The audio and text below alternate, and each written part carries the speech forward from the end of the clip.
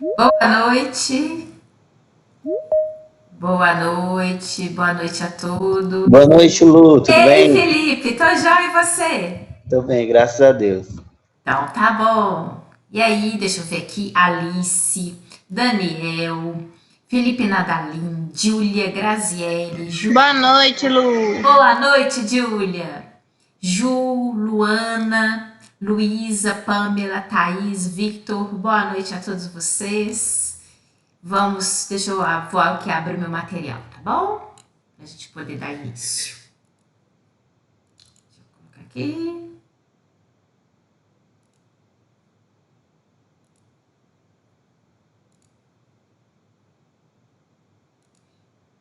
Ok, isso mesmo. Deixa eu pegar aqui meu pointer. Isso. Gente, aqui, como de costume, pedindo, né? Continuar a solicitar o ED e o desafio nota máxima. Inclusive, hoje eu também recebi um recadinho sobre o desafio nota máxima e coloquei até aqui no meu material, porque eu acho que de repente possa ser de interesse, né, de vocês aí.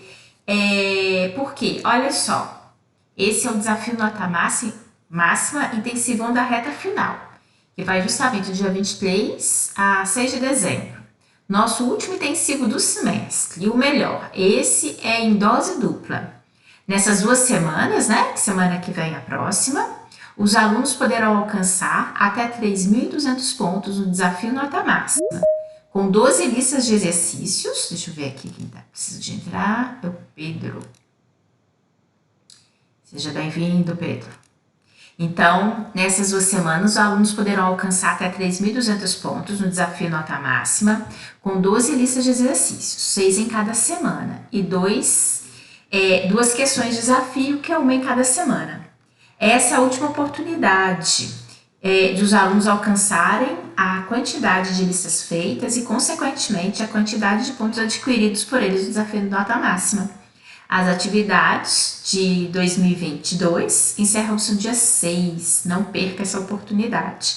Então, eu recebi, né, de coordenação em relação a esse assunto, aí eu coloquei aqui porque, de repente, tem gente ainda aí, né, precisando de pontuação, é uma oportunidade, e a gente fala tanto para vocês fazerem, então, né, fica aí o recado e para vocês realizarem. Bom, é pontuação, né, que vale, eu sempre falo com vocês, para todas as disciplinas. Deixa eu ver aqui, porque fugiu e eu preciso, é o Gabriel que vai entrar. Seja bem-vindo, Gabriel. Então, vejamos. Isso, na verdade, não é novidade, né, para vocês. Vocês sabem, toda semana eu tô falando para vocês realizarem essas atividades. Então, e aqui, né, não se descuidarem das atividades, inclusive hoje a gente está finalizando, né, nosso conteúdo. Semana que vem é a semana de apresentação das atividades de vocês. Já estou recebendo, né? Então, aqueles grupos que já forem terminando podem me encaminhar, tá? O material, quer seja o artigo, quer seja também o banner, né? Enfim, tudo que vocês puderem, já forem terminando, quiserem me enviar, já podem enviar, tá? Porque aí a gente já vou organizando aqui, inclusive, o material, deixando aqui na minha página, né? Do computador para, na hora da apresentação, eu compartilhar, tá bom?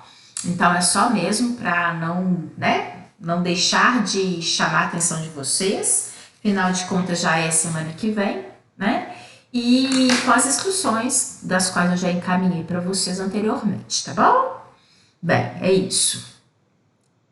E nós vamos finalizar aqui nosso teste de hipótese, né? Semana passada nós já iniciamos, inclusive eu até coloquei aqui, coloquei até com visto, né? Só para vocês verem que nós já iniciamos esse assunto. Mas como a gente não finalizou, então o que eu fiz? Eu não vou ficar repetindo. Eu peguei alguns que são chave, alguns slides que são chave, para a gente poder aqui recordar em termos do assunto, para a gente dar prosseguimento, tá bom? E, inclusive, semana passada eu solicitei a vocês que fizessem um gráfico, né? De preferência, se vocês tivessem oportunidade por Excel.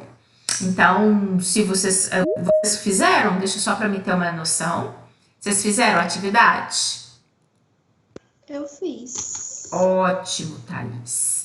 Eu tenho até aqui, até coloquei aqui, tenho a Lorena até me encaminhou, tá? Então, tem também a atividade, até coloquei a atividade dela aqui, porque tá certinho, direitinho. Para mostrar para vocês, também vou colocar. Então, quem fez ou quer, né? Porque é bom, como eu comentei com vocês, a oportunidade de fazer Excel. E quem, porventura, não pôde fazer e fizer, né, em papel milimetrado, que também dá da mesma forma, é bom que a gente corrija, tá bom? E vocês vão ver hoje que o quanto que esse assunto tem a ver, né, com o que a gente está falando aqui, com esses testes de hipótese, tá bom? Então, só para a gente recordar, semana passada a gente estava falando sobre essa curva, né, de Gauss ou de normalidade, do qual a gente tem nos extremos justamente uma população cujos resultados, né, eventualmente são avaliados como atípicos, né, como anormais. E hoje vocês vão ter a oportunidade de perceber como que eventualmente aqueles indivíduos que estão nessas extremidades possam eventualmente numa amostragem, né, poderem às vezes ser lidos e dentro de um contexto em que possa sugerir algum tipo de dúvida ou às vezes até mesmo algum tipo de leitura, tá? Quanto à realidade desses indivíduos. Então, vamos aqui dar prosseguimento. Isso, tá? Então, semana passada eu perguntei a vocês o que vocês achavam sobre hipótese, né? O que significa hipótese? Opa, o povo só tá entrando, deixa eu ver aqui. Agora é a Rafaela, tá? Isso, seja bem-vinda. Então, semana passada eu perguntei a vocês, eu lembro que a Júlia falou, né? Vocês responderam o que vocês acham que seja hipótese. E, inclusive, eu utilizei, porque nos livros, né, de bioestatística sempre tem esse homenzinho aqui falando pra gente o que é hipótese, né? De uma maneira bem básica, assim, ou seja, dizendo com as próprias palavras, né? Então, hipótese é uma coisa que não é, mas a gente faz de conta que é, só para ver como seria caso ela fosse. Ou seja, é uma situação hipotética, né? É uma situação da qual, na verdade, nós falamos, mas que nós não temos necessariamente a certeza daquilo que a gente está falando. É um achismo, a princípio, né? Mas esse achismo não é um achismo que eventualmente vai ficar por isso só, né? Não é. É um achismo do qual nós postulamos hipóteses e depois a gente vai trabalhar para verificar se elas são realmente verdadeiras ou não. Então, aí que está o grande chavão, né, dentro da ciência. Nós postulamos hipóteses que possam até ser errôneas, né, sim, mas a gente precisa de avaliar se ela é correta ou não. Então, aí a gente depois chega a uma conclusão. E é isso que a gente observou, né, que diante dessas hipóteses, aí nós temos testes, né, e aí justamente, olhem só, eu até deixei aqui, porque esse é um conceito textual. Opa, é só na hora que eu mudar aqui, ó. Aí faz o barulhinho aqui, é Lidilene. Boa noite, Lidilene, seja bem-vinda. Bem, aqui. Então, como eu falei com vocês, deixa aqui que ele não... Aí ele não quer... Deixa eu ver aqui se agora vai. Isso! Então, o que é um teste de hipótese, né? Como nós vimos, o teste de hipótese é um método de averiguação sobre a veracidade de uma afirmação, justamente para verificar, né, se essa hipótese é ou não verdadeira de fato. Agora, a gente sempre está associado a um risco de erro, porque eventualmente, ali na hora que nós estamos avaliando, ainda é passivo de erro, né? Só que é o que nós estávamos falando. É passivo de erro? É passivo, mas ao mesmo tempo eu tenho que tentar diminuir ao máximo as possibilidades de erro, né? Principalmente quando se trata de coisas que eventualmente, na hora que a gente vai afirmar, possa colocar em risco, né, outras pessoas, principalmente no que se refere à saúde, né? Não só também humana, não, humana, animal, quando tem algo Se ela se perder, né? Logicamente que a gente tem que ter muito cuidado. E o erro tem que ser assim, mínimo possível, né? Ou seja, em outras palavras, por definição, um teste de hipótese é uma regra de decisão para aceitar ou rejeitar uma hipótese, com bases nas informações fornecidas pelos dados coletados em uma amostra, e por isso envolve um risco de afirmar o errado. Ou seja, o que a gente faz em pesquisa? Nós sempre estamos ali tirando conclusões em cima de uma amostra. É por isso que, inclusive, é passivo de erro, né? Eu não estou necessariamente, muitas das vezes, não temos nem condições, seja bem-vinda, Nayara, de analisar de fato, né, um todo. Então, por isso que é sempre passivo de uma leitura errônea. E é justamente por isso que a gente tem que sempre ter o cuidado para tentar errar o menos possível. E aí, também apresentei para vocês, né?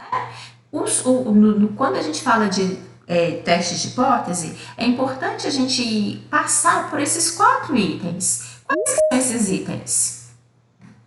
Opa! Samira, boa noite, seja bem-vinda.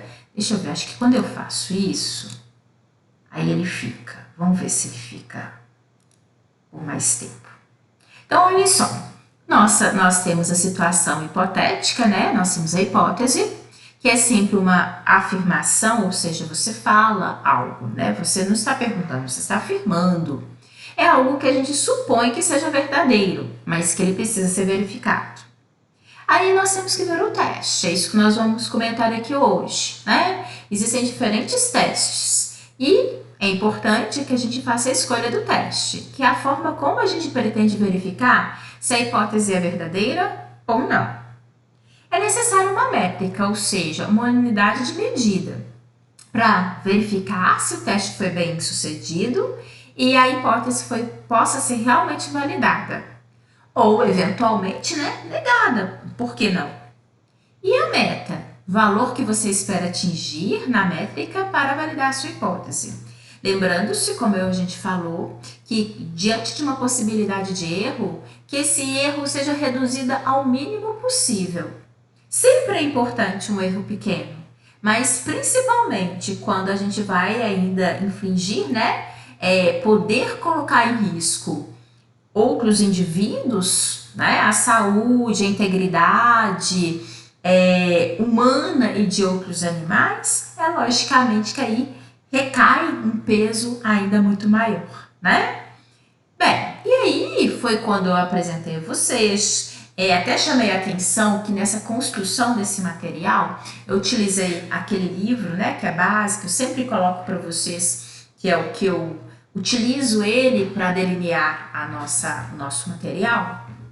E o próprio autor, a autora, né, ela veio apresentando para gente, falando sobre curva de normalidade, chamando a atenção. Eu até falei assim, ó, eu deixei com a mesma linguagem dela, nesse sentido. Por quê? Porque nós tínhamos acabado de falar sobre curva de normalidade, né?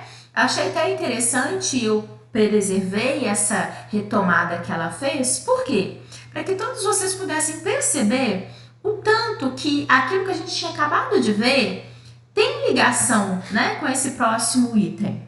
Então, aí eu coloquei para vocês, pedi a vocês, né, que fizessem então essa tabela, de preferência em Excel ou papel milimetrado, né?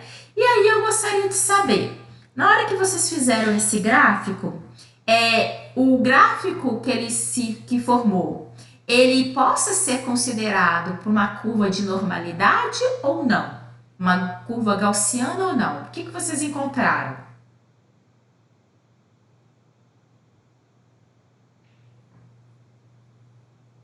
Vocês não fizeram? O meu deu sim. O número de animais por classe de peso. Ótimo! A sua curva deu a semelhança de uma curva de normalidade. Sim. Ok. Foi em formato de sino. Exatamente, isso mesmo. Perdão, quem é que tava, quem falou aí? Que não deu para me acompanhar? Thaís. Isso, Thaís, isso mesmo.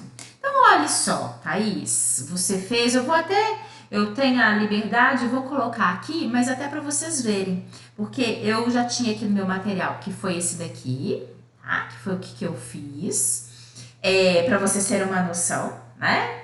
Eu fiz no Excel e depois, literalmente, coloquei aqui, que aí eu tenho até que me mandar por e-mail para publicar, para me poder capturar a imagem. Então, olha só, e poder passar para cá, porque senão o gráfico não entra aqui no material dessa forma. Então, tem a classe de peso, o número dos animais, e se a gente literalmente jogar, né, no Excel, e aí vocês vão ver o seguinte, eu fiz no Excel e a Lorena também me encaminhou para o WhatsApp, e ela também fez o Excel. Então, eu vou ter a liberdade de mostrar aqui o dela, porque tá certinho, e até para vocês perceberem. E quem não, porventura, não fez, gente, uma hora, joga, faz, exercite isso, tá?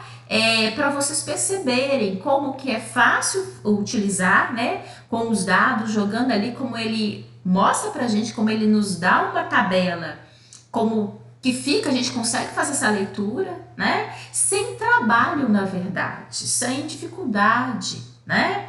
Então, eu chamo a atenção de vocês, não deixem de fazer. Então, até no final, porque a gente pode escolher um modelo, né? Eu coloquei esse, no qual, inclusive, ele veio, né, indicando pra gente o número de animais e aqui a distribuição, né, pelas categorias, pelas classes de peso. Acho que é isso. E aqui eu coloquei em maior aumento, só para poder facilitar aqui para mostrar para vocês, tá? Então, simplesmente o que eu fiz foi justamente isso. Joguei lá os valores que tinham sido dados aqui pra gente em termos da tabela, né? Que foi o que foi solicitado, literalmente a classe de peso e o número de animais, que foi o que eu fiz jogar isso no Excel. E depois ele te dá, né? O gráfico, e aí eu escolhi esse que veio, né? Poderia ter escolhido sem esses números aparentes, enfim. E aí, deixa eu fazer aqui, ó, porque ela me mandou e eu peguei isso agora. Vou colocar, eu tirei, tá? Mas eu só vou mostrar pra vocês, cadê? Oh, meu Deus. Porque ela me... Ah, meu pai. Deixa eu ver. Cópia do... isso. Gráfico Lorena. Deixa eu mostrar pra vocês. Olha como ficou bonitinho também o dela. Como ficou diferente em relação ao meu, né? Deixa eu ver aqui, como eu acho que é esse daqui que aparece. Isso, olhem só. Como que ficou diferente e como que ficou bonito, né? Bem feito, olhem só, né? Ela literalmente colocou na planilha todas aquelas informações, tá? E jogou aqui pra gente, né? Reparem vocês que é diferente, né? Ela aproveitou aqui na composição diferente, mas ao mesmo tempo nos remete ao que a gente queria, né? Que é justamente aquela curva que porventura é uma curva de normalidade, né? Onde nós temos no plano central, né? O valor médio, tá? Deixa eu ver aqui, gente. Tem alguém? Deixa eu ver se alguém de alguma forma. Acho que foi eu, porque eu mandei o meu gráfico que eu não tinha mandado. Aqui. Análise de dados. Ah, tá. Isso, deixa eu ver aqui. Isso. Só que eu acabei fazendo dois modelos diferentes. Eu fiz um parecido com o dela, que tinha todas as informações, e fiz um mais específico, que ficou mais parecido com o seu. Isso, então ficou aqui, tem aqui, ó, quem que me mandou aqui agora. Isso, ficou certinho. Aqui, foi você que me mandou agora, não foi, Thaís? Foi. Isso, pro WhatsApp. O seu também ficou certinho, né?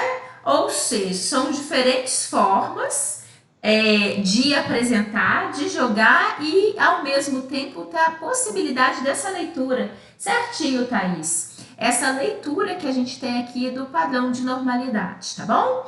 Vocês podem falar assim, olha, mas por que a Luciene Deixa eu ver aqui se eu tenho como fazer uma coisinha. Por que a Luciene está mexendo? Não vou conseguir. Com isso, né, em teste de hipótese, porque vocês vão ver, e é bom para vocês recordarem, que nas extremidades, né, nós temos aqueles valores que eventualmente são lidos como anormais, né? A gente viu isso semana passada.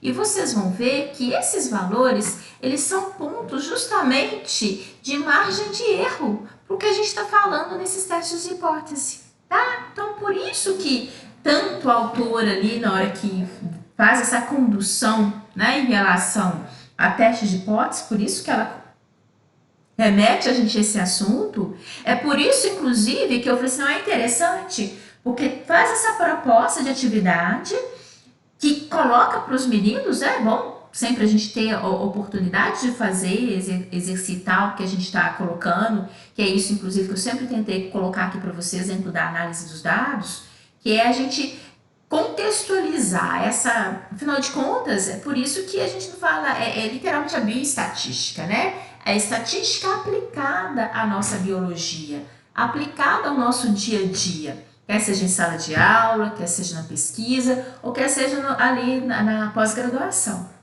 né? Então, por isso que é muito importante. Então, aqui esses dados, então o seu tá certinho, tá, ô Thaís? Eu só porque eu tenho que passar aqui pro computador, o senhor até passava. Deixa eu colocar. Uhum. Eu mandei agora porque eu tinha esquecido mesmo Não, de te mandar. Quer ver? Eu vou fazer isso, que aí o pessoal vê. E é bom porque são diferentes formas. Eu vou aqui, ó, vou me encaminhar para mostrar para vocês. São diferentes formas em que a gente tem essa leitura, né? Tem essa leitura aqui. Mensagem, que aí eu encaminhei pro meu computador e eu vou abrir aqui para vocês, tá? Olhem só. Tem coisa aqui já nos esperando. Deixa eu passar aqui para vocês verem. A Lorena me mandou dela agora, olha. Espera, eu tenho que salvar isso daqui, senão não vou conseguir. Baixar. Isso, aqui, não, mas aqui vai ficar muito esquisito. Pelo web não dá, né? Deixa eu puxar aqui a imagem da Lorena para todos vocês verem. Olhem.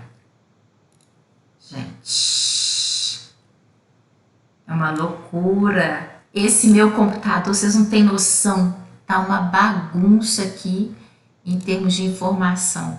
Época de entrega de atividade. Aí eu vou fazendo as pastas. Deixa eu colocar aqui. A Valesca vai entrar aqui agora. Seja bem-vinda, Valesca. Então, olhem, deixa eu vou compartilhar com vocês aqui, ó.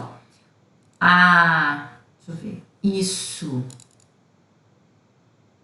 Aqui. Isso, vocês estão vendo que a Thaís me encaminhou, né? Agora, dá para vocês perceberem a maneira, né? Se nós literalmente fizermos aqui um traçado em relação a essa curva, é a curva de Gauss, a curva de normalidade, né? Aquele formato de sino que nós vimos anteriormente e que a gente consegue perceber que diferentes formas, né, de trabalhar, né, diferentes gráficos, mas que todos eles nos remetem à mesma leitura, né?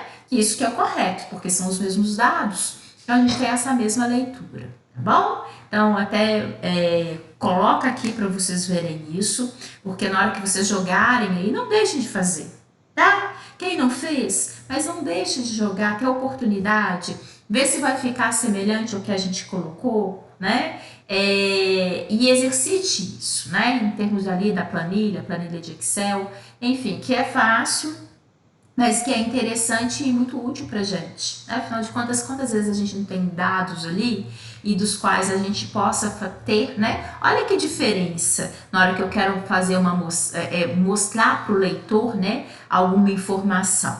Então, e agora a gente sabe, inclusive, retirar de um gráfico, né, várias informações, né? Até ler o próprio gráfico e poder fazer uma narrativa na hora que nós estamos escrevendo os nossos resultados, tá bom? Então, isso. Deixa eu colocar aqui, deixa eu baixar e colocar meu material só para vocês. Obrigada, Thaís, por ter enviado também, porque isso é muito bom para o pessoal ter uma noção, né? Essa leitura. Aqui, deixa eu ver se tá. Não, isso, agora sim, tá? Então aqui para vocês verem, né? E isso e dentro desse contexto, como eu falei com vocês, né? Por isso que vocês vão ver mais adiante, eu utilizo essas mesmas leituras, né, da curva de normalidade dentro de um cenário daqui a pouco que vocês vão ver por que a gente está voltando nesse assunto, né? Por que ele faz parte. Na verdade, nem é voltar, porque a gente deu continuidade ao que nós estávamos vendo. Mas por que ele é citado nesse contexto, tá bom? Então, como nós vimos, bem, eu já analisei, está dentro da curva de normalidade, eu posso aplicar um teste? Não, na verdade a gente vai ver que não. Por que não? Né? Porque mesmo que nós tenhamos, né, feito essa leitura, observado os nossos dados, né? Mas é importante agora verificar, fazer outras observações, tá? Quais observações, na verdade, nós precisamos verificar? Né? Nós precisamos verificar qual que é a acurácia e a precisão, né? O que nós precisamos observar dentro dos nossos dados, essa observação. Será que até que grau, né, de acurácia e de precisão, de assertividade, de precisão, eu vou ter fazendo a leitura desses dados? Então, olha só. Nós vimos que eu permaneci apenas esse, porque ele é bem objetivo, que ele sintetiza para a gente os 4, né, gráficos que eu tinha colocado para vocês anteriormente, do qual a gente percebe que quando tudo, né, todas as informações, elas estão direcionadas para um único plano, e que inclusive, né, o alvo ele é atingido. Então, nós temos aqui numa situação em que eu tenho uma alta acurácia e eu tenho uma alta precisão. Entretanto, tem momentos que a gente percebe que os dados, pode até atingir o alvo, como tem aqui, mas nem todos foram necessariamente no alvo. Eles possam também, alguns dados, estarem dispersos, né? Nem todos vão na assertividade. Bem, então aqui o que a gente percebe? Que tem alta acurácia, sim, mas uma baixa precisão, porque várias situações eventualmente possam fugir daquele alvo. Então essa é uma situação de alta acurácia, mas baixa precisão. Eu posso verificar, tem hora, que todas aquelas informações foram bem direcionadas para um ponto, embora, reparem vocês, que não é o alvo. Né? Tá longe de ser o alvo, mas todas as informações foram direcionadas para um canto específico. Então, como todos foram para um canto específico, a precisão é alta. Entretanto, por não ter atingido o alvo, a gente fala que tem baixa acurácia. Agora, há momentos também que a gente verifica, faz a leitura, que cada informação está indo para um canto, né? Ou seja, eu não tenho acurácia, não tem precisão, tá tudo, né? Cada um andando para ir para um canto. Ou seja, isso daqui é uma situação em que eu percebo que não existe nem acurácia e nem precisão naquilo que eu estou vendo, tá? Então, isso daqui é importante, né? Fazer a leitura, conseguir perceber, será que aquelas informações elas estão indo para um ponto em comum? Será que elas de repente estão indo para um alvo? Enfim, isso é muito importante, né? E aí, colocando em prática, né? Olhem só, pegando situações em que eventualmente posso estar ali no dia a dia, numa situação de pesquisa, né? Diferentes, afinal de contas, quando a gente fala de biologia, a gente fala de possibilidades vastas em pesquisa, na saúde humana, saúde animal, a parte de fauna e flora, enfim, é muita diversidade. Então, olhem só, qual que é a necessidade de precisão? e, consequentemente, da escolha do nível de significância serem utilizados nas seguintes situações. E esse foi o slide, né, do qual foi nosso ponto de corte semana passada. E aí a gente realmente finalizou aqui, e aí para a gente dar prosseguimento, né, justamente nesse raciocínio. Qual que é, né, a necessidade que eu preciso de ter absolutamente precisão na hora que eu for falar alguma informação a respeito desse assunto? Olha só, testar uma nova variedade de mandioca que é resistente à seca para ser plantada em regiões semiáridas. E testar uma nova vacina contra a gripe para idosos com mais de 60 anos. Então, e olhem que esses exemplos, né, ali retirado do livro, ele não... Isso é antes de Covid, tá, gente? A gente fala que é vacina para gripe e a gente não tá falando nada de Covid. Isso aí foi escrito antes. Mas olhem só, na hora que eu estou falando de uma situação em que eu vou interferir, né, na saúde alheia, ou que é importante sim, na hora que você está testando uma variedade nova, é interessante, você possa inclusive colaborar com várias pessoas a partir do momento que você, às vezes, seja assertivo naquilo que você está falando, né? Você possa melhorar a qualidade de vida, dar uma outra alternativa, até mesmo alimentar, mas se não der muito certo também, você possa partir para outras possibilidades, né? Ninguém necessariamente, se não for muito assertiva essa variedade, não necessariamente as pessoas vão ficar com fome por causa disso. Você está fazendo um teste ali, né? Se for bom, ótimo, mas se não for bom, eu não estou causando prejuízo a ninguém. Então é justamente por isso que a gente fala que na hora que a gente faz essa comparação, por mais que tudo seja muito importante, mas é lógico que a precisão ela tende a ser muito maior no caso 2, onde eu estou falando de vacinar, né? Uma vacinação, então a vacinação por si só, ela nos remete a uma necessidade de precisão muito grande, né? Tá aí o que a gente está acompanhando, na verdade até mesmo na hora que nós temos a proposta de uma nova vacina, ela em si ali, ela tem que realmente ter passado, né, por um crivo absolutamente alto, justamente por causa disso, né? Eu não vou sair vacinando, injetando algo no corpo das pessoas com a possibilidade, seja bem-vinda, Mariana, com a possibilidade de causar algum dano, algum mal, né? Então... Obrigada, Lu. Isso.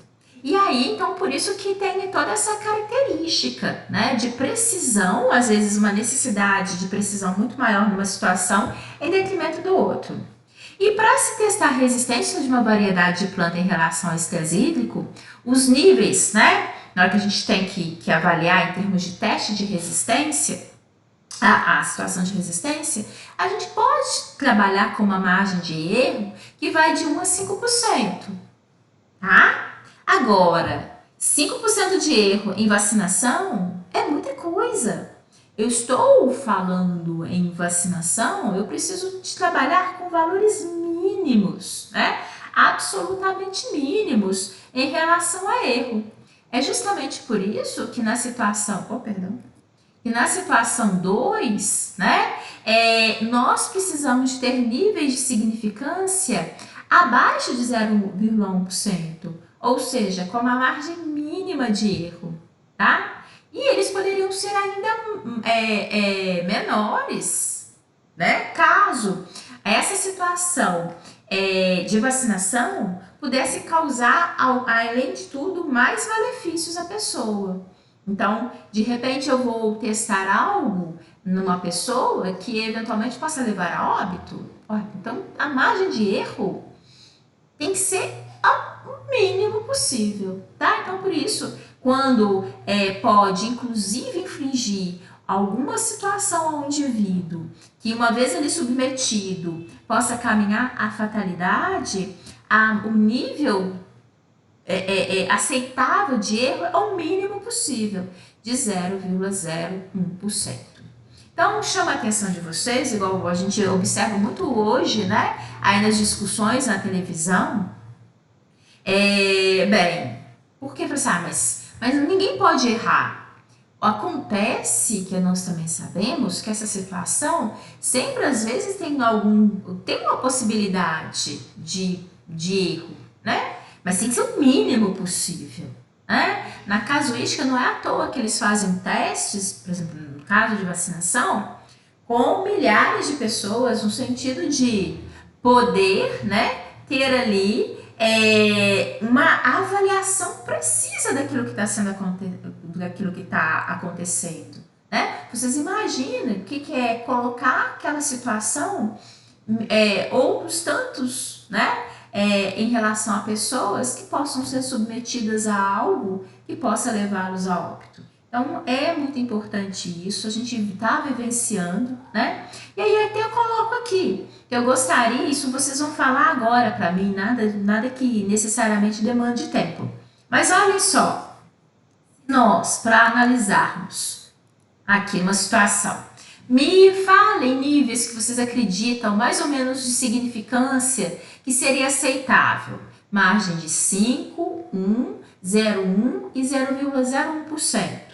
Só mostrando que há algumas situações que de 1 a 5% ele é aceitável. Por quê? Porque era uma margem de erro que não é necessariamente tão alto, mas que ao mesmo tempo também não estou colocando ninguém em risco. Agora, a partir do momento que eu vou principalmente intervindo, né, na saúde das pessoas, o risco tem que ser cada vez menor. E se eu imaginar que aquela situação coloca em risco a vida de uma pessoa, aí sim esse 0,01%. Né? Então vamos ver aqui. Situação. Avaliar o efeito da utilização da farinha de mandioca na alimentação de abençoados entre 4 e 8 anos de idade. Né? Imagine uma turminha dessa, de 4 a 8 anos de idade. Vamos imaginar umas 20 crianças, né? Olha que bênção, né? Que trabalho, bens a Deus, né? Mas imagina, qual que é o efeito da utilização da farinha de mandioca na alimentação dessas crianças? Qual que é o nível de significância que vocês achariam aceitável para uma pesquisa dessa? Só de vocês falarem. Oi. Na minha opinião, eu acho que seria no máximo de 5%, né? Porque eu acho que é algo assim que não é algo que agrave igual a questão que você estava falando da vacina. Né? Que é algo mais rígido, né? Isso, Júlia. Você está certíssima. Ou seja, numa situação dessa, nós poderíamos sim, entre 1 a 5% no máximo. Por quê? Farinha de mandioca, ela mal não vai fazer. Concorda? Né? A farinha de mandioca a gente já usa naturalmente na nossa alimentação. Então eu gostaria imagine se nós fizéssemos uma avaliação, tentar verificar o efeito da farinha da mandioca em crianças que se alimentam, né, desse alimento todos os dias e daquelas que não se alimentam.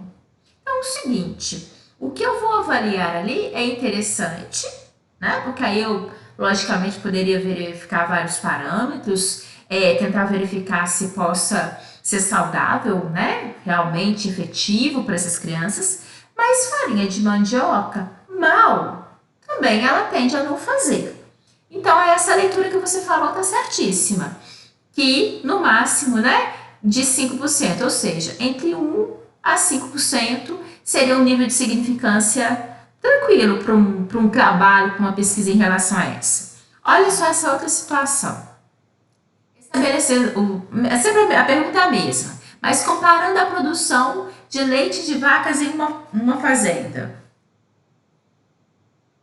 O que vocês acham? Quero verificar se, sei lá, de repente algumas vacas possam produzir mais em detrimento de outras. Aí eu acho que é algo mais rígido, porque já que é uma produção de leite que vai pro ser humano, né, que o ser humano vai consumir, tem que verificar como está a saúde dos animais no caso, né? Então, mas olha eu acho só, que... Júlia, mas olha a pergunta, eu entendo isso que você está falando, está certíssimo.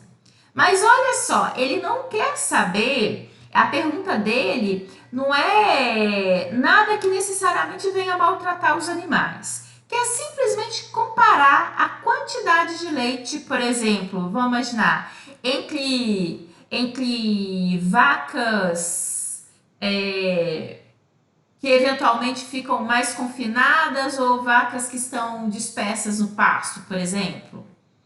Não necessariamente submetendo esses animais a situações necessariamente. Ele nem fala o que ele faria, né? Que é simplesmente comparar a produção. Eu quero comparar qual vaca que está produzindo mais, por exemplo. Então, não necessariamente. Ele deixa até bastante vago essa pergunta, né? Concordo com você. Se a partir do momento falasse que esses animais fossem submetidos a uma situação que eventualmente pudesse causar prejuízo, né?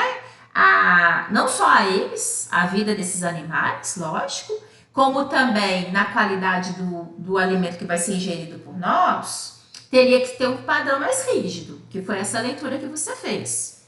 Mas se a gente for imaginar simplesmente comparando, só comparar quais animais ou qual perfil de animal, né? De repente, entre as mais velhas e as mais jovens, uma comparação sem interferir necessariamente na qualidade de vida desses animais, aí a gente poderia ter um nível de significância também relativo, igual a gente falou anteriormente. Agora, é interessante que você falou. Se porventura, nessa análise, nessa análise ele pudesse falar de algo que fosse submeter os animais, né? Ou a qualidade daquilo que está sendo produzido em relação, né, a futuras consequências também para a gente, aí teria que ser um mínimo de erro. Mas essa comparação básica, sem até falar o que seja, na verdade também poderia ser um nível de 1 a 5%. Tá? Mas essa leitura aqui está certíssima. Deixa eu ver aqui. O Pedro, pelo jeito, caiu, tá voltando agora. Vejamos. Olha esse daqui. Olha a leitura que você fez, Júlia. Acho que aqui dá direitinho, olha. Perceba, avaliar o efeito da substituição do leite de vaca, do leite de cabra, no ganho de peso de crianças desnutridas com idade de 1 a 5 anos. Aí, essa leitura cai perfeitamente, né? Porque, olha, vamos verificar, avaliar o efeito da substituição, né, do leite de vaca por leite de cabra.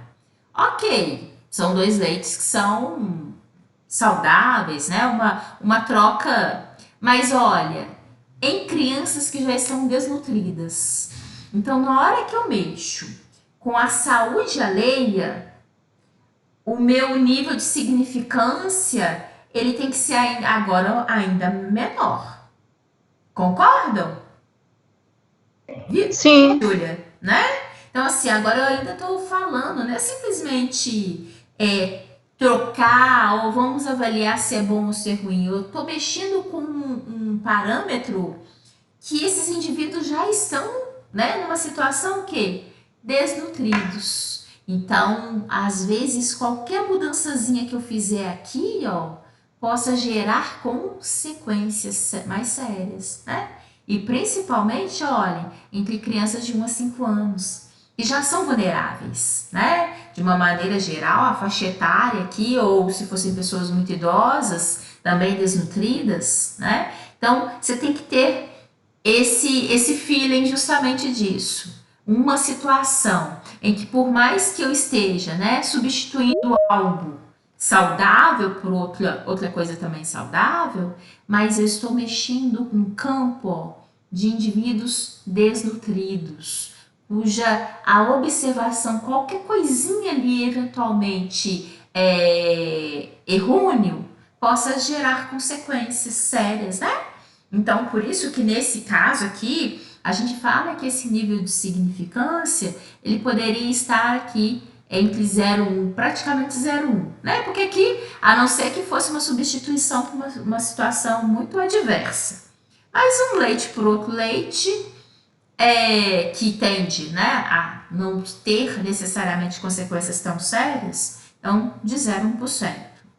E finalmente, se não me engano, avaliar o resultado de uma vacina que imunize idosos com mais de 60 anos contra a gripe. Justamente aquele exemplo que a gente tocou lá no passado. Então, olha, estou falando de vacinação, estou falando de idosos, né? Então, nessa situação, repare, inclusive até a faixa etária, né? A faixa etária de quem eu vou mexer, ela diz muito também. Porque às vezes pequenas alteraçõezinhas em determinados segmentos possa ter um impacto ainda muito maior do que se você imaginar indivíduos saudáveis, bem responsivos, né? Eventualmente poderia não ser tão sério, mas olha, e para começar, mexer com vacinação sempre exige muito cuidado, né? Então aqui nesse caso, esse nível de 0,01% é o nível do qual normalmente ele é preconizado nessas situações, tá? Então, só para mostrar aqui para vocês, né, esses exemplos aqui, para a gente ter uma noção, tanto que às vezes, né, isso possa refletir ou não ali dentro de uma análise, dentro de uma pesquisa que estiver sendo realizada, tá bom? E aqui? Mas ainda assim, vocês acham que a gente pode rejeitar uma hipótese e ela ser verdadeira? O que vocês acham? Vocês acham que a gente é passivo de erro? Não. Com certeza. E o pior que somos, né? Somos passivos de erro, né? Às vezes eu posso rejeitar uma hipótese e ela ser verdadeira, ou às vezes eu possa aceitar uma hipótese, achar que ela é verdadeira e na verdade ela ser falsa. Então isso também é verdade. Então isso que a gente coloca dentro dessa leitura, né, de teste de hipótese é considerado, por mais que a gente tente ao máximo o mínimo de erro, inclusive com esses níveis de significância que a gente está falando agora, ainda também é possível ter a leitura do erro. Então, olhem só, nós dizemos dentro desse contexto que existem dois tipos de erro, o erro do tipo 1 e o erro do tipo 2. E eu vou colocar aqui até para chamar a atenção de vocês, ó. Olha, erro do tipo 1, embora daqui a pouco vão aparecer até imagens para justamente chamar a atenção de vocês. E o erro do tipo 2, tá bom? Mas é porque isso a gente fala demais aqui dentro desse contexto. O erro do tipo 1 é justamente quando a gente coloca alguma diferença às médias. Eu estou, de repente, ali falando que aquilo que eu estou comparando, existe diferença. Por exemplo, vamos pegar aqui, que a gente acabou de falar. Eu posso falar, né, que de repente existe uma diferença. Na hora que eu substituo o leite de vaca pelo leite de cabra, eu posso fazer uma leitura de que o leite de cabra ele é muito melhor, que os indivíduos, né, de repente eles têm uma melhoria em vários parâmetros ali laboratoriais que me faça, a princípio, recomendar, olhe, utilize mais leite de cabra em detrimento dos outros leites, principalmente ao leite de vaca, porque ele é muito melhor. Só que às vezes, isso que eu atribuí uma diferença que na verdade ela possa não existir. Então o que eu falei é um falso positivo. Eu fiz uma diferença que não existe. O contrário também é verdadeiro. Eu posso achar que, olha, gente, eu fiz aqui meu experimento, dos indivíduos pesquisados, quem tomou leite de vaca e quem tomou leite de cabra, no final teve o mesmo resultado. O mesmo tipo de ganho de peso, os mesmos parâmetros laboratoriais. Então, conclusão, qualquer que seja essa ingesta, me leva para a mesma situação. E às vezes isso que eu estou falando, ela não é verdade. Às vezes existe uma diferença de um em detrimento do outro, mas que eu não enxerguei. Então esse é um erro. É o erro do tipo 2, que é quando eu tenho um falso negativo. Ou seja, eu estou falando que não tem diferença nenhuma e que na verdade existe. Então, olhem só. Isso, vocês vão ver, nós podemos inclusive criar hipóteses, né? Existem as hipóteses nulas e as hipóteses alternativas. Então, eu vou analisar essas duas hipóteses, né? Que é justamente essa, ou uma de igualdade, né? E uma de diferença. Então, existe a possibilidade de erro? Existe a possibilidade de erro entre essas duas leituras? Existe. Essa é uma verdade. Quando eu perguntei, gostei, a Júlia falou assim, sim, claro que existe a possibilidade de erro. Gente, de uma maneira geral, na nossa vida, e aqui não é diferente, sempre existe uma margem de erro. O que é importante a gente perceber que a gente tem que tentar fazer dentro daquilo que a gente puder, né, limitar ao máximo o erro, tá? Então isso que é importante. E olhem, não é... Ô, Lu, Pode falar? é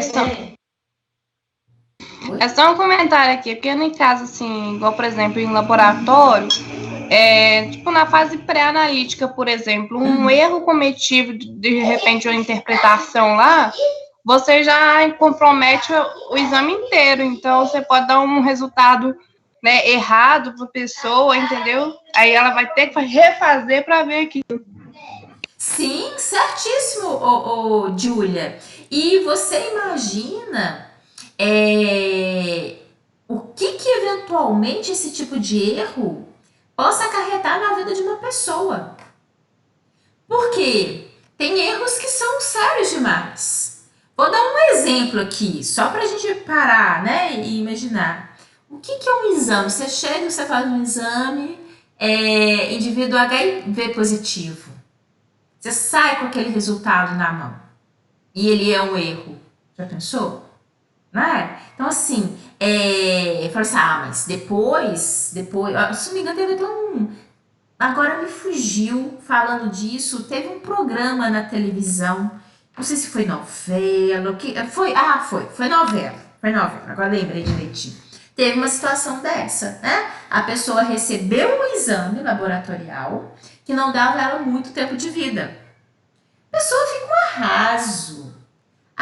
Porque, né, depois vai esclarecer. A gente até ter a segunda situação, esclarecer por A mais B, né? Aquela situação, o impacto que isso já não causou na vida de uma pessoa. Então, só um momentinho, descartar, porque tem gente aqui, ó. São as meninas, a Karina e a Luísa. Deixa eu entrar. Entraram. Tá? Sejam bem-vindas, meninas. Então, tem muito isso. E isso que você está falando, Júlia, é muito sério. Que às vezes como você narrou, né? Um erro, às vezes, pré-analítico. E que isso desencadeia, né? Vários outros erros, várias outras situações. E por mais que depois, né, possa ter a oportunidade de ser elucidado, a gente tem que ter muito cuidado. Então é por isso que existem algumas situações de erro, por mais que tudo seja passivo ao erro. Mas o erro tem que ser o mínimo. Sabe aquele acerto de 99,999%? Né? Repare que é clássico, se a gente falar dos remédios contraceptivos, sempre as pessoas falam, a confiabilidade 99,99%. Sempre deixa uma margenzinha. É pequena? É pequena. Mas é isso que a gente está comentando, né? Bem-vinda, Mariana. Sempre é possível, passivo de uma margem de erro, né? O grande detalhe é que na hora de se propor algo na hora de se fazer uma proposta de algo novo, quer seja laboratorial, medicamentosa, né? Uma análise, isso que a gente está falando, para ser humano e para os animais, né? Ali também quando se analisa, imagina a responsabilidade, né? Vamos pegar nós biólogos, ali que a gente vai para um né, gente, me fugiu aqui agora completamente, tô ficando idosa mesmo. Eu agora que eu olhei o computador, vi que não tá, espera aí, vi ali no celular, vi que não tá compartilhado, espera aí, gente, tô muito idosa, deixa eu só ver o que eu tenho que fazer aqui, ó. Aqui, para compartilhar. Tá vendo? Se não tá ligado aqui o celular, eu não percebo que eu não tô compartilhando. Aqui. Consultoria, né? Porque eu quero mostrar para vocês o seguinte, porque é muito tendencioso da gente falar de erros e sempre falar do impacto, por exemplo, na vida humana.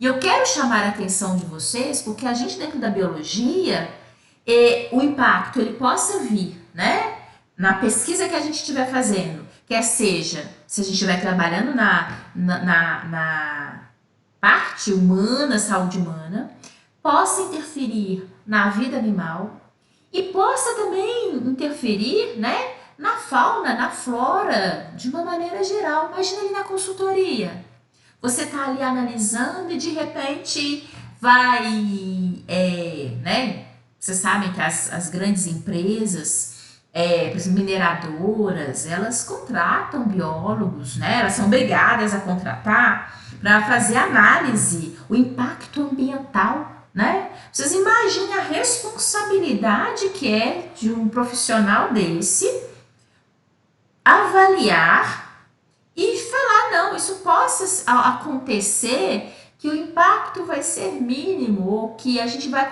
conseguir preservar, manter. Olhem só, então logicamente que nessas situações também, a margem de erro, ela tem que ser mínima. Erro, tudo é possível a erro, mas o erro tem que ser o mínimo possível.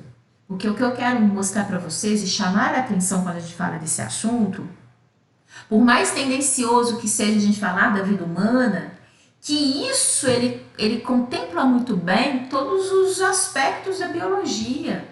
Quer seja o que você tiver aí de vontade de trabalhar, de aprofundar, né?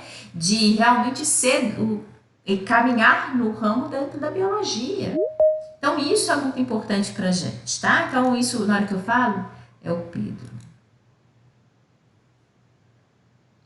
Vamos ver se ele entrou. Agora sim. Seja bem-vindo, Pedro.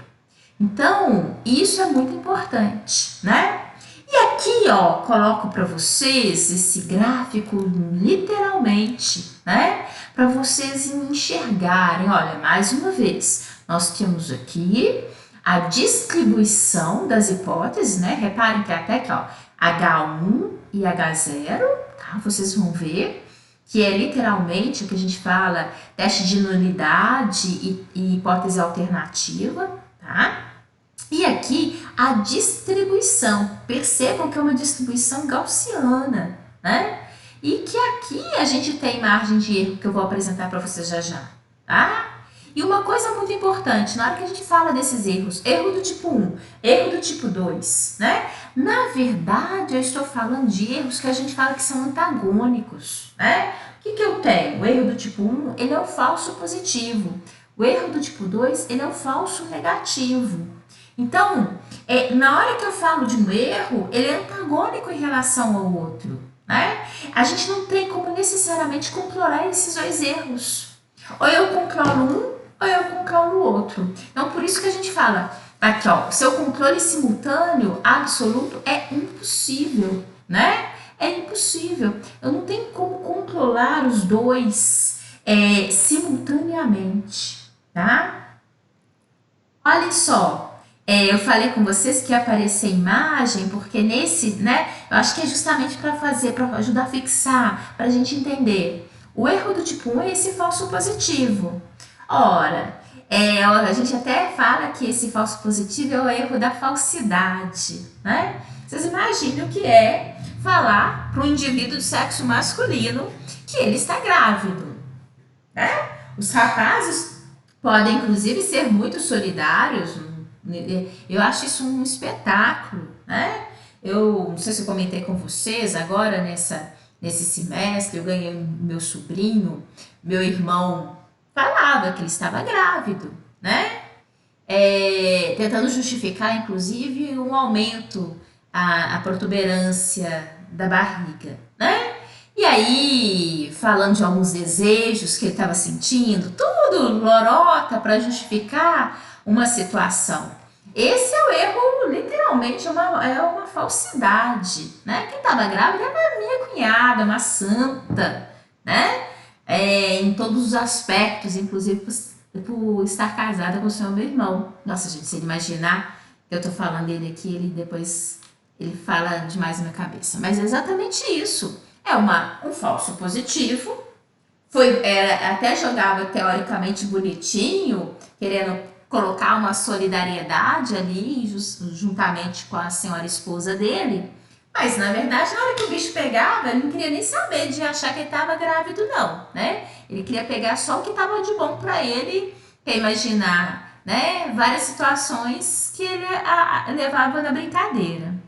Agora, reparem, o que é também você chegar para uma mulher grávida e falar, não, você não está grávida. É um falso negativo.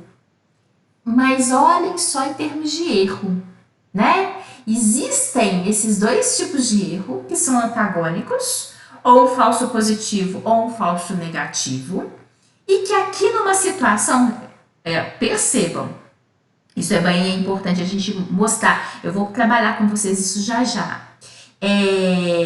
Você pode me falar, Luciene, qual erro que é pior? Bem, existem erros piores, mas depende da leitura que você está fazendo. Depende do seu experimento, né? Se eu realmente falasse, não, Rafa, você está grávido, né? E ele realmente concordar que ele estava de fato grávido, estava criando uma expectativa que não ia aparecer, né? Mas em si, ali na vida dele, no conjunto ali da obra, não estava fazendo muito prejuízo, não, né? Agora, o que é você chegar para uma mulher que está grávida e falar assim, não, você vai fazer pré-natal, não precisa fazer exames, não precisa de se cuidar mais, tranquilo, bobagem, pode fazer uma radiografia, possa eventualmente se submeter a algumas situações, tomar qualquer tipo de remédio, não tem problema nenhum. Olha, nessa situação, que no caso específico, essa leitura do erro do tipo 2 seria, assim, muito desastroso. Por mais que os dois erros sejam erros ruins, com consequências, neste caso específico, essa leitura aqui, ela ainda seria um erro maior. E é isso que eu chamo a atenção de vocês. Não existe um erro pré-estabelecido, se é o erro do tipo 1 ou o erro do tipo 2, que seja mais sério. Depende do que está sendo analisado, tá? Tem situações que possam ser o inverso, tá bom? Então, isso é muito importante. E aqui que a gente coloca, né? Vocês vão enxergar muito desse quadrinho. Sempre quando a gente fala de teste de hipótese, aparece sempre esse quadro nos remetendo a essa situação. Olha o que vocês têm que literalmente fazer a leitura. Olhem só. Como eu falei com vocês, H0, né? Ele é o teste de nulidade. E você, o que você tem? Quando você aceita esse teste de nulidade, né? E ele realmente for verdadeiro, que ótimo. Você aceitou algo que seja verdadeiro, você tomou a decisão correta. Agora, se você aceita, né, que nessa situação o teste de nulidade é justamente aquilo que você equivale às mentes, tá? Se você aceita esse teste de nulidade e ele na verdade for falso, você está cometendo um erro do tipo 2, né? Que é o falso negativo. Agora, se você rejeita o teste de nulidade e ele realmente for verdadeiro, você está caindo no erro, que é o erro do tipo 1, que é o falso positivo, né? Agora, se você rejeita o teste de nulidade e ele de fato for falso, parabéns, você tomou a decisão correta. Então aqui é literalmente entre o real e o fake, entre aquilo que realmente existe, que é o que nós deveríamos aceitar, e aquilo que eventualmente é errado. Então a gente literalmente tem que fazer essa leitura com a possibilidade do erro, mas tentar sempre errar o mínimo possível. Olhem só aqui, coloquei para vocês a definição da região crítica para o teste de hipótese. Não é à toa que a gente vê e fala daquela curva de normalidade. Os extremos que referem-se justamente como nós vimos, né? Aquele ponto, aquela região da qual eu tenho aqueles valores que poderiam ser, né, lidos como padrões de anormalidade, né? Ele é literalmente isso, uma região crítica para o teste de hipótese. Esses extremos, eu tenho valores que eventualmente, na hora que eles caem ali numa leitura, eles possam ser falseados, né? Eles possam me dar mais margem a erro. Então, é justamente, inclusive vocês se recordam que quando a gente apresenta a curva de normalidade, a gente fala assim, olha, embora a gente apresente aqui, né, como indivíduos anormais, porque a grande maioria está justamente nesse parâmetro aqui, nessa leitura. Mas é sabido que vão ter indivíduos saudáveis que estão nesse ponto, nesses extremos. Então isso já é sabido, mas a gente considera, afinal de contas, é uma margem pequena da população, né? Uma margem pequena ali dos meus dados. Mas isso, logicamente, nos leva a erro. Colocando isso para vocês, olhem, como eu falei com vocês, o H0, que a gente fala o teste de nulidade, né, hipótese de nulidade, a hipótese alternativa, às vezes aparece como H1 ou como HA, tá? Tô mostrando assim para vocês, porque possa aparecer diferente, até mesmo em gráficos, e remete à mesma leitura, tá? E aqui, olhem, percebam vocês que as extremidades dos dois gráficos nos dar margem a erro, né? E aí, inclusive, que a gente chama atenção, que são os riscos. A gente fala que o erro do tipo 1 é o risco alfa, que o erro do tipo 2 é o risco beta, tá? Então, também é uma leitura que possa ser lida, né? Um erro alfa ou um erro beta, ou seja, um erro do tipo 1 ou um erro do tipo 2, tá? Então, para a gente observar isso, é interessante que eventualmente a gente possa se deparar ali nos artigos científicos, né? Com a apresentação dessa terminologia, apresentando e falando dessa linguagem. Às vezes é porque antes a gente não tinha uma noção do que eventualmente realmente queremos dizer, né? Por isso que é muito importante isso pra gente. Se a gente observar, e aí que é muito interessante, porque tem uns memes, inclusive, né? Falando, eu escolhi biologia, eu estava querendo fugir na matemática. E isso é impossível, né? Matéria nenhuma, profissão nenhuma tem como fugir da matemática. E a biologia, muito menos. Porque a gente trata com vida. A partir do momento que a gente trata com vida, existe matemática em absolutamente tudo, né? Uma vez eu vi uma palestra lá no Rio de Janeiro, eles mostrando e falando disso, a matemática na vida. Tudo que a gente tem, tudo que a gente olha, né? Ali dentro do contexto, enfim... Tem muita coisa que é muito bonita, porque às vezes a gente não enxerga a matemática ali, né? Que questão de simetria, a questão de normalidade, né, de distribuição, enfim, padrões matemáticos que nós observamos nos seres vivos. E isso é muito bonito a gente enxergar isso, né? Nem sempre é tão fácil, mas é um exercício. E a gente vai exercitando isso ao longo, quer seja ali nos artigos científicos, quer seja no nosso dia a dia, quer seja na consultoria, né? E aqui a gente tem que verificar o seguinte: há algumas situações que eventualmente a gente possa escolher o tipo de erro que a gente permite ter, tá? E como que a gente faz isso? Fala assim, nossa, mas sempre se permite o erro? Não, a gente vai tentar trabalhar com limites mínimos do erro. Mas já que, de fato, erro existe, a possibilidade do erro, ela é um fator real, mesmo porque, se a gente observar, gente, nós trabalhamos com populações. Nós trabalhamos com uma margem, por mais que a sua amostra seja uma amostra ali, né? Você foi criteriosa, você escolheu, né? Criteriosa ou criterioso. Você escolheu ali, você trabalhou muito, você tentou ter uma amostragem o máximo possível, mas ainda assim, nós não estamos trabalhando com um todo, né? E nós já até vimos que, eventualmente, é preferível você trabalhar e trabalhar bem com uma amostra do que necessariamente querer abraçar tudo e, na verdade, a gente não conseguir abraçar tudo, né?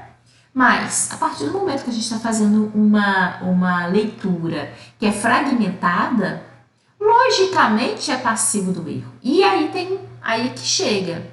Nós podemos, numa situação experimental, tentar evitar cair naquele erro que seja mais gritante, um erro que seria mais sério para a nossa pesquisa. Então, há algumas situações em que a gente possa escolher, e essa escolha se faz através do teste estatístico, tá? Olha só, em situações que o resultado favorável é uma diferença, deve-se evitar utilizar testes que beneficiem o teste do tipo 1. Assim, diminui-se a probabilidade de se atribuir diferenças entre as médias, quando elas realmente não existem. E é literalmente isso, né? Olha só, olha essa situação. Quando se compara a substituição de um medicamento importado importado do exterior para um nacional, né?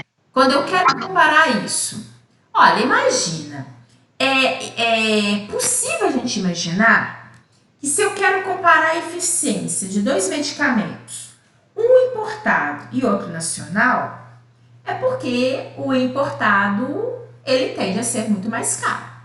Então, o que eu fico querendo?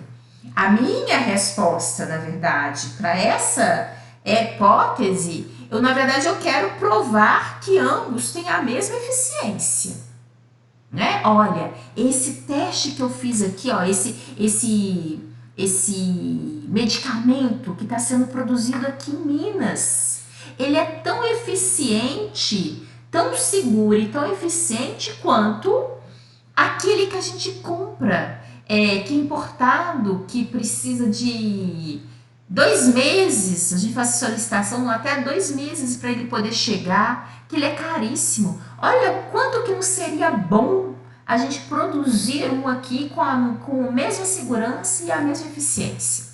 Então, nesse caso, a gente tem o desejo da equidade. Nós queremos que exista uma comparação aqui.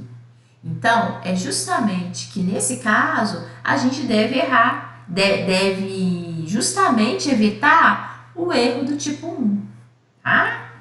Bem, só que percebam vocês o seguinte, que eu tenho que evitar com muito cuidado, né?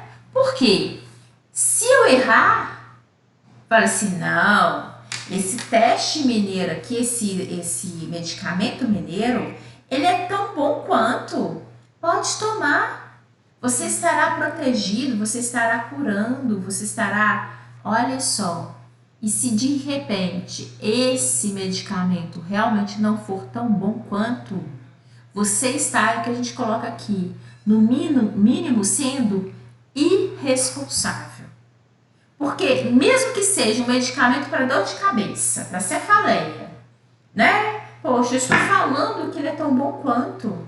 Agora, já pensou, inclusive, se esse medicamento for um medicamento para uma doença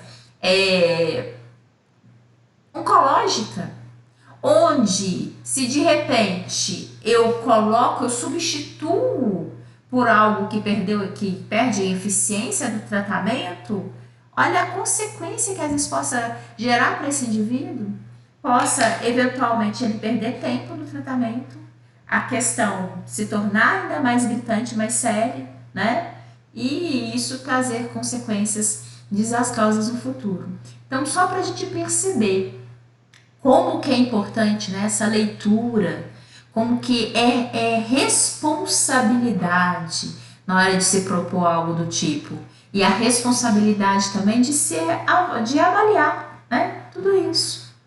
Existem situações em que o resultado é favorável, né? São essas situações que precisam sempre ser evitadas, precisam ser analisadas. Isso que é muito importante. A todo momento, né, a gente ali no ambiente laboratorial, fazendo ali uma situação, fazendo os nossos experimentos, tentando ali, né, tirar o melhor, por mais que eventualmente, se eu estou fazendo uma pesquisa, eu quero que aquela minha hipótese inicial, né, que ela de repente possa ser o mais verdadeira possível. Mas a gente tem que ter muito cuidado, que o desejo da resposta não atrapalhe a sua real e a verdadeira leitura do que está acontecendo, né? Caso contrário, nós estaríamos falseando os resultados, tá? Como nós já falamos anteriormente, os erros são antagônicos, né? Eu não tenho como controlar os dois tipos de erro ao mesmo tempo. Então, é por isso, como eu falei com vocês, né? E essa daqui é essa leitura de que nós, enquanto pesquisadores, temos que fazer uma escolha. Ou seja, Luciene, eu vou escolher o erro tipo 1 ou do tipo 2. Percebam a importância de, na hora de fazer uma pesquisa, na hora de ter ali, né, um projeto, você precisa muito bem entender a sua proposta. Ou seja, por quê? Até mesmo para escolher o tipo de erro, o tipo de teste, como eu vou apresentar para vocês aqui, você precisa de fato saber o que você está trabalhando. Ah, professora, será que eu vou ter essa consciência? Será que eu vou ter a assertividade de escolher tudo certo? É o que, inclusive, nesse próprio livro, coloca aqui pra gente. Nós não temos que fazer essas escolhas sozinhas. Nós precisamos e é indicado que a gente, enquanto pesquisador, é importante que a gente tenha uma noção a própria, por isso que a gente tem, né, essa disciplina no nosso curso. Mas, para que realmente sejamos assertivos, para que realmente a gente possa fazer essa escolha adequada, correta, coerente, a gente precisa de caminhar, né, para uma equipe que trabalha, que tem experiência com isso. Como eu acho que comentei com você semana passada, isso é o que normalmente acontece com a gente ali na biologia. A gente tem noção? A gente tem noção. A gente sabe trabalhar, pegar um artigo, fazer uma leitura ali do que está sendo narrado, entender o que estão colocando pra gente. Isso a gente consegue, né?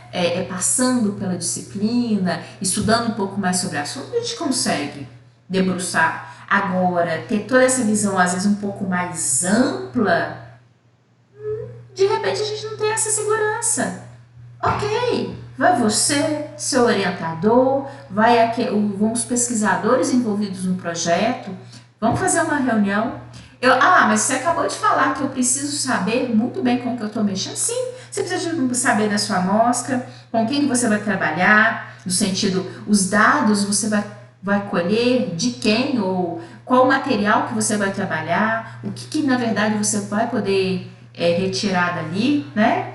E colocar isso tudo ali para discussão, né? Então, olhem só, existe, é justamente isso que eu estou falando com vocês, existem vários testes de hipótese, vários testes estatísticos que podem ser utilizados na biologia. A gente cita aqui, eu apresento para vocês alguns deles. O teste F é o teste de Fisher, o teste de Students, o teste de Duke, tá? São testes, e aqui a gente apresenta um pouco para vocês, como eu falei, né, o teste de Fisher, ele literalmente vai ajudar a analisar a diferença entre as médias, né? E ele, na verdade, esse teste vai ser utilizado para comparar duas médias por vez, tá?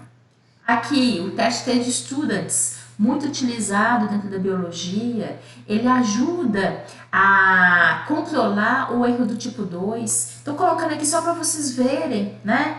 Como que, eventualmente, a gente sabendo bem da nossa proposta de pesquisa, sabendo muito bem o que a gente deve evitar de erro, aí a gente vai cair nessa perspectiva, né? O que eu quero que vocês percebam é sequenciar como se fosse uma receita de bolo. Não é simplesmente você chegar, eu vou fazer isso, eu vou fazer esse teste porque ele é o mais fácil. Não.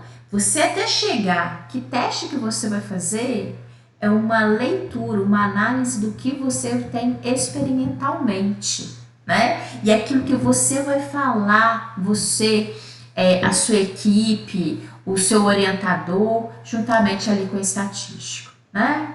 Aqui no caso, só para vocês verem, né? Ele controla o teste de Tuque, ele controla o contrário, ele controla o erro do tipo 1. Então, só para a gente perceber esse contraponto. Existem testes que vão controlar um erro em detrimento do outro. Uai, professora, sim! Lembra que eu acabei de falar que os erros eles são antagônicos? Não tem como a gente evitar os dois erros. Ou eu evito o erro do tipo 1 ou eu evito o erro do tipo 2. Então é por isso que essa leitura, esse entendimento do que você vai fazer, essa análise e até mesmo a responsabilidade do que você está submetendo, né? Que você em conjunto vai literalmente fazer essa análise, tá? Olhem aqui, a escolha de qual deles você vai utilizar no seu trabalho, que é isso que eu acabei de falar com vocês, deverá ocorrer em função da sua necessidade de controle de erro e peculiaridades à pesquisa. Então, isso é uma situação da qual é fundamental, né? Você ter de análise. E aqui, olhem, para escolher qual tipo de teste a ser utilizado, é interessante que você promova uma discussão entre os membros da equipe, um estatístico, para decidirem qual a melhor opção a ser utilizada. Então, isso é literalmente, né, o que a gente tem ali do livro de referência que eu coloquei para vocês. Isso é uma colocação não de até mesmo de achismo, não, é porque é o mais prudente ter essa leitura em conjunto, a multidisciplinaridade, porque a gente entende da estatística, mas a gente tem um fator limitador, mas a gente entende muito bem da biologia que a gente está fazendo.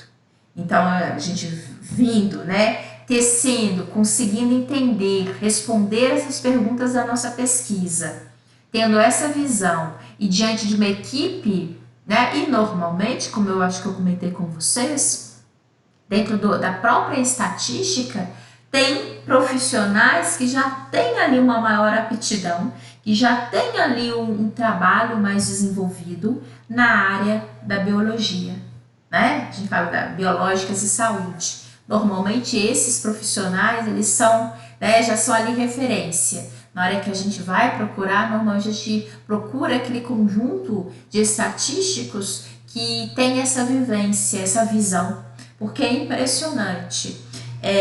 A visão diante da biologia, ela é fundamental, ela ajuda a ter uma leitura correta e uma análise assertiva, né, de qual os métodos estatísticos a gente deva cumprir.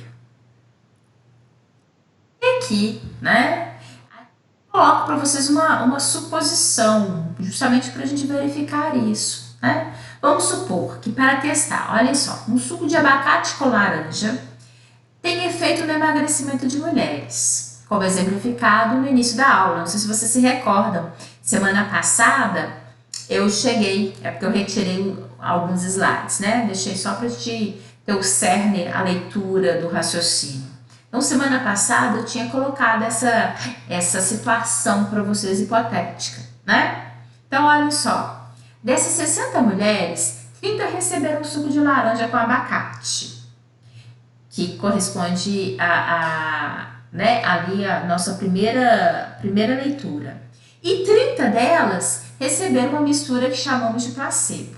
Então, estou ali fazendo o experimento.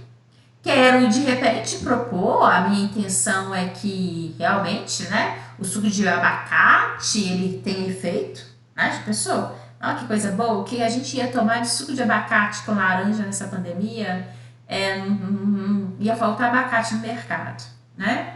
Mas imagina. Então, o que a gente tem? Bem, as mulheres da população inicial, elas perderam, ou seja, aquela população que recebeu o suco de abacate com laranja. Elas perderam, em média, 3,5 kg. E as mulheres da população 2, que são aquelas que tomaram placebo, elas perderam, em média, meio quilo. Para testarmos nossa hipótese, devemos assumir que há um erro embutido no nosso experimento, já que os dados obtidos são de uma população amostral. Foi aquilo que eu falei com vocês, né? Gente, por mais que você queira, nem que fosse uma amostra, gente, de 1.000 mulheres. Uma coisa é uma amostra, uma coisa é aquilo que acontece com, de fato, absolutamente todas as mulheres, né? É possível fazer um teste desse? Não. Então, ele acaba sendo amostral. E não tem, né, todas as mulheres na população em geral. Então, vejamos. Neste caso, antes de testarmos nossas hipóteses, devemos assumir esse erro e dar um valor a ele. Quanto maior for o valor do erro, maior a probabilidade de rejeitar uma hipótese quando ela é verdadeira. Só um minutinho que tem gente que entra na sala aqui agora. Deixa eu...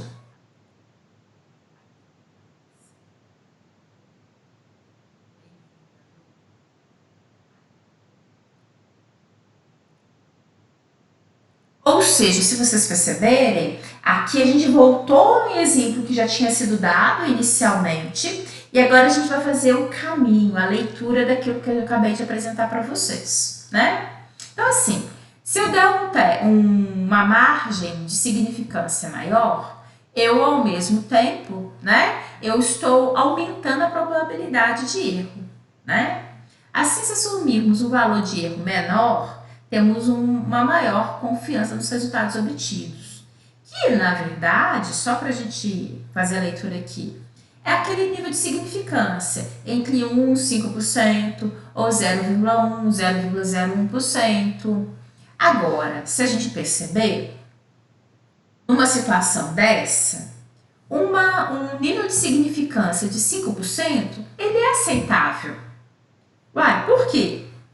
Poxa, porque possa até ser que o suco de abacate com laranja não me faça emagrecer. Possa até ser. Mas mal, ele também tende a não fazer.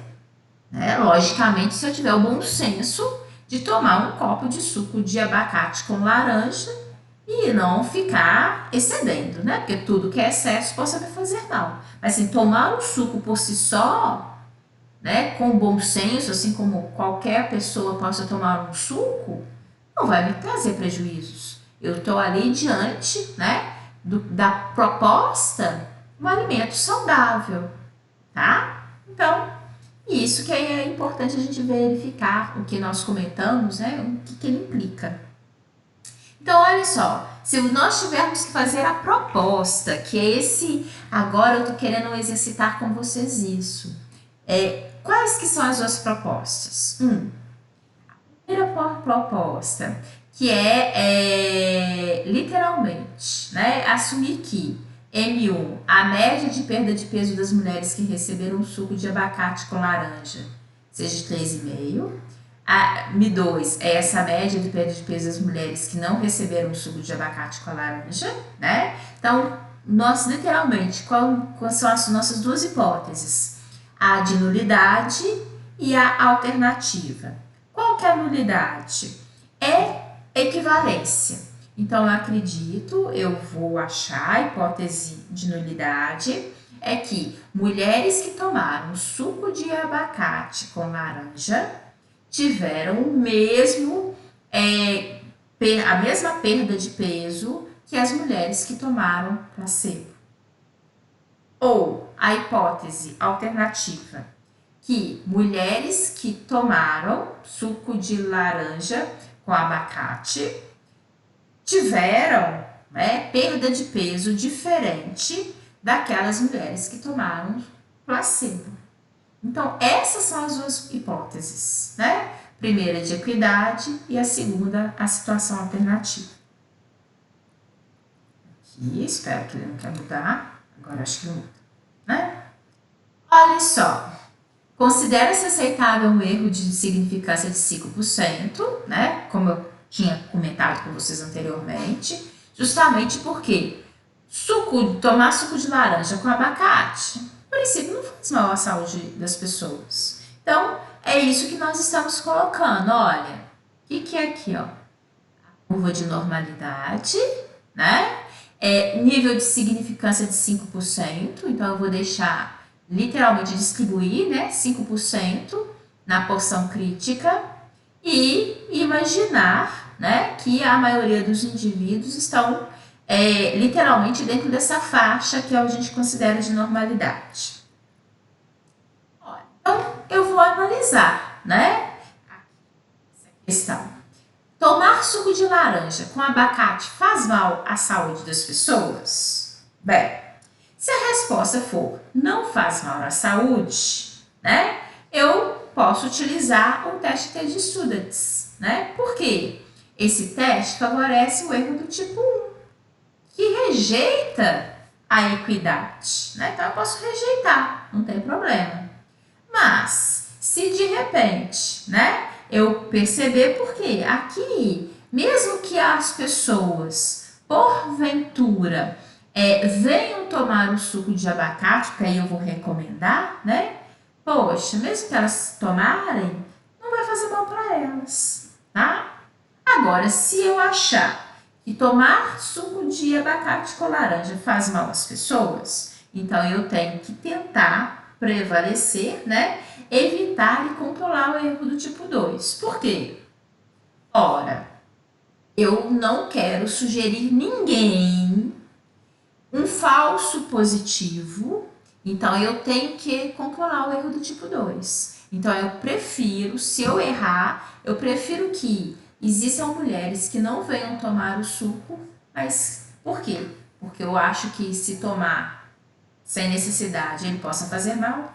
Então, só para vocês perceberem como que às vezes na análise, né? Aqui é lógico, a gente sabe que a princípio isso não vai fazer mal, mas a gente poderia estar fazendo uma coisa, imagina, ao invés de tomar suco de laranja com abacate, eu poderia muito bem, de repente, propor a pessoa tomar um medicamento, né? Então, eu não vou sugerir uma pessoa tomar algo que eventualmente possa fazê-la mal. Então, isso é muito importante. Os erros não podem ser controlados e eles ocorrem ao acaso. Isso é clássico, né? Que é o que a gente comenta. E é justamente por isso que a gente sempre faz, né, esse tipo de análise através de práticas aqui, de alguns pequenos exercícios para a gente poder verificar o que a gente faria, né? Que é o que eu coloco aqui para vocês, esse praticando. Deixa eu ver aqui que eu não tenho noção nenhuma de horário. Tá, dá pra gente começar, tá bom? Então eu vou aqui, eu vou colocar para vocês. Ô, Lorena, tô vendo aqui que você tá me pedindo para aceitar. Deixa eu ver aqui. Mas eu acho que agora, esse aqui deve ser coisa antiga, né? Tá. Não, só um momentinho, ó. Lorena não tá aqui não, deixa eu ver. Tá. Ah, não, Pedro, Bruna, Gabriel. Ó, gente, falem com a Lorena, então, porque eu tô vendo, realmente tô vendo a mensagem dela aqui agora, ó. Só um minutinho. Porque eu não me recordo de ter visto o nome dela aqui, ó. Me aceita na sua aula, Lu. Tive problema com a internet aqui. Se porventura vocês estiverem em contato com a Lorena, fala com ela que o nome dela não apareceu aqui para mim aceitá-la não, tá? Eu acho que, eu nem me recordo das outras vezes que apareceu, então, que eu aceitei todo mundo, tá? Eu fico atenta em relação a isso. Deixa eu ver aqui. A Luísa, mas a Luísa entrou. Eu vi que ela caiu, ela entrou, acho que ela... Isso, já tá aqui. Então tá, é porque na hora que eu vejo as horas é que eu vejo aqui as mensagens, tá bom? Então, se porventura, Lorena, se estiver em contato aí com ela, fala com ela que não é porque eu não aceitei, não. Nem tá o nome dela aqui pra mim, tá bom? Bem, deixa eu colocar aqui. Dá pra gente fazer uma atividade antes de ir pro intervalo, tá bom? Aqui. Vejamos. Ah, olha só. Apresente as hipóteses nula e alternativa sobre a situação de saúde do paciente, fazendo uma analogia com testes de hipótese, ou seja, os testes estatísticos. E 2. Qual tipo de erro, 1 ou 2, seria cometido se o resultado do teste fosse falso positivo e se fosse falso negativo? Ou seja, é justamente trabalhar com essa essência entre as hipóteses e os erros. Tentem verificar aí, vou dar um minutinho para a gente poder corrigir, tá? Ou seja, você está diante de um paciente, um indivíduo, e você vai analisá-lo. Então, você tem primeiro o teste de nulidade, que é esse H0, né? E o segundo é a hipótese alternativa. Quais que são as duas hipóteses? Você analisando o paciente, está diante de um indivíduo, né? Quais que são as duas hipóteses que você tem? Tentam verificar o que vocês falariam, o que vocês poderiam sugerir.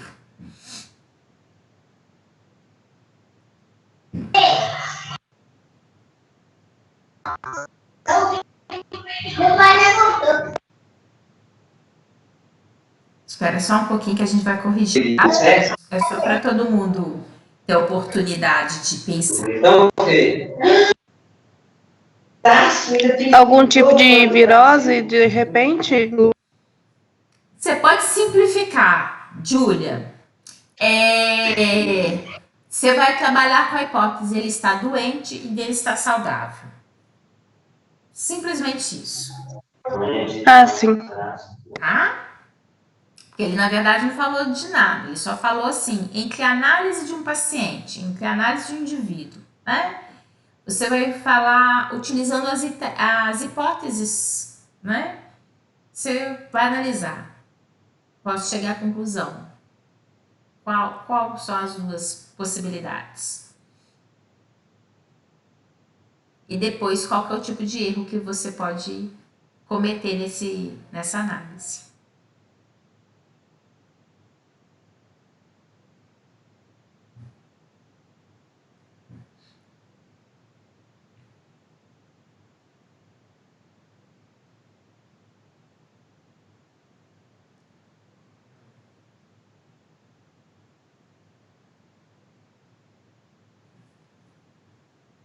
Alguém quer falar as duas hipóteses? Imaginou aí?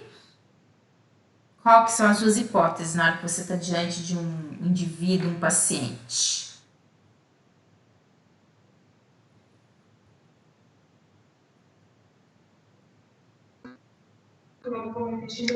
Se vai dar antes de fazer algum exame, eu acho que isso pode ser um tipo de erro. Isso, vejamos aqui, Júlia. Você tem duas possibilidades. Na hora que a gente está diante de uma pessoa, de um paciente, né? Você tem duas possibilidades. É a ausência de doença. Então, você tem a hipótese de nulidade, né? Que é dizer, esse indivíduo está saudável, ele é sadio, não existe doença nele. E a hipótese alternativa é você julgar que esse paciente esteja doente. Então, aqui, na hora que você fala de exame, olha, é justamente isso. A partir do momento da hipótese, essa hipótese ela vai acarretar consequências. Se você partir da hipótese de nulidade, quer dizer que esse indivíduo está saudável, bem, provavelmente a situação vai morrer por ali. Se ele está saudável, não vou fazer proposta nenhuma, esse indivíduo não precisa nem fazer exame, e esse indivíduo também não precisa tomar medicação nenhuma. Ok? Ótimo. Se ele realmente estiver saudável, excelente. Pode voltar para casa e ser feliz. Agora, existe uma hipótese secundária, que é aquele indivíduo estar doente. Se ele está doente, aí como consequência, eu vou, de repente, solicitar exames complementares, eu vou fazer prescrição, né? Não, eu vou porque o biólogo não faz isso. Mas no sentido de que, eventualmente, a gente, dentro de uma equipe multidisciplinar, de repente, com uma vivência que nós possamos ter enquanto biólogos, eu acho que o conjunto dessa situação possa remeter a uma determinada, por exemplo, parasitose, né, que a gente participa muito desses tipos de equipe, enfim. A gente pode ajudar naquela equipe multidisciplinar ali, né? Não a gente prescrever, lógico, mas ali dentro de uma discussão. Então, o que eu quero mostrar para vocês? Essa é uma situação particular que confere o quê? Consequências. Então, é justamente que esses erros devam ser evitados o máximo possível.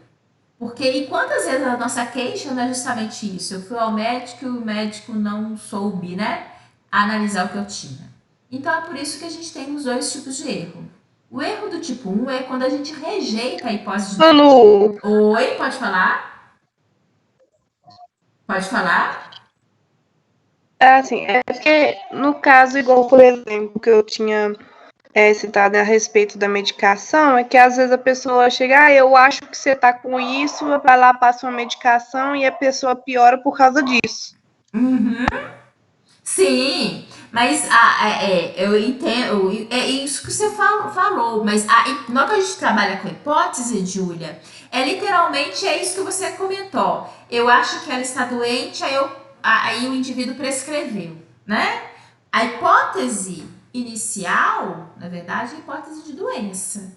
Então, o que o indivíduo foi? Ele pegou a hipótese, ele pegou a hipótese alternativa, que é a presença de doença. E aquilo que eu chamei a atenção, quando você assume uma das hipóteses, existe consequência. E é essa consequência que são esses caminhos que você está citando, né? Que está certinho, tá? Eu tô vendo aqui, vamos fazer o seguinte, a gente está na hora do intervalo, senão o povo começa a sair de fato e nem acompanha. Vamos para o intervalo e a gente continua nessa discussão, tá bom? É bom que a gente dá continuidade e gancho para a próxima.